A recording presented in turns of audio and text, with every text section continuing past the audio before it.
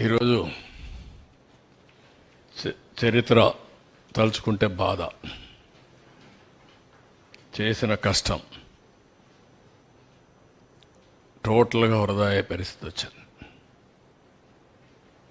అది చూసినప్పుడు అట్లనే మనసు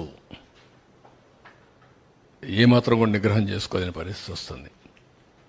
ఇంత కష్టపడితే ఈ మార్గం చేశారేంటి దుర్మార్గం అంటే జాతి ద్రోహం. ఇది నాకు కాదు, నేను నిమిత్త మాత్రుడిని, ప్రభుత్వం నిమిత్త మాత్రులం. ఆ రోజు మాకు ఈ అవకాశం వచ్చింది. వచ్చిన అవకాశాన్ని సద్వినియోగం చేసి తద్వారా మళ్ళీ ప్రజలు నిలదొక్కోవాలి, రాష్ట్రం నిలబడాలి అనే ఉద్దేశంతో ముందుకు పోయాం. 10 ఏళ్ళు రాజధాని లేదు. బైఫర్కేషన్ యాక్ట్ కూడా 10 ఇయర్స్ టైం ఇచ్చి కామన్ క్యాపిటల్ హైదరాబాద్ ఉంటుందని చెప్పి ఈరోజు హైదరాబాద్ కూడా క్యాపిటల్ అయిపోయింది. మనకు రాజధాని లేని పరిస్థితి వచ్చింది. ఇన్వెస్టర్స్ ప్రపంచం అంతా నమ్మకాన్ని కోల్పోయారు.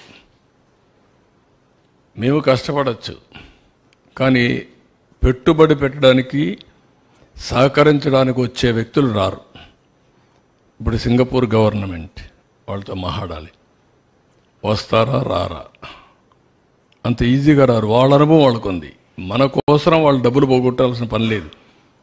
ఇలాంటి రాష్ట్రాలు, ఇలాంటి దేశాలు కొన్ని వందలు ఉన్నాయి వాళ్ళకు. ఆ దేశాల్లో చేసుకోగలుగుతారు ఏదైనా హెల్ప్ చేయాలన్నా. మనకే చేయాల్సిన అవసరం లేదు. రెండోది, పెట్టుబడులు పెట్టే వాళ్ళందరికీ ఈరోజు బాగానే ఉంది, మళ్ళా ఈ భూతం ఇక్కడ ఉంటుంది కదా, ఈ దుర్మార్గుడు ఉంటాడు కదా, ఉన్నప్పుడు రేపు కథ ఏంటి, మేము ఎందుకు రిస్క్ చేయాలి మీ రాష్ట్రానికి అనే ఆలోచన ఉంటుంది. ఒక బ్రాండ్ ఇమేజ్ మొత్తం సఫర్ అయిపోయింది.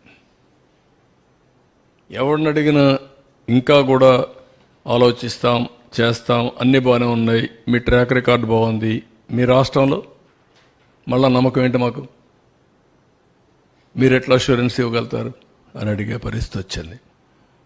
This is the case study. ఒక వ్యక్తి అధికారాన్ని తీసుకుని భావితరాల భవిష్యత్తు నాశనం చేశాడు.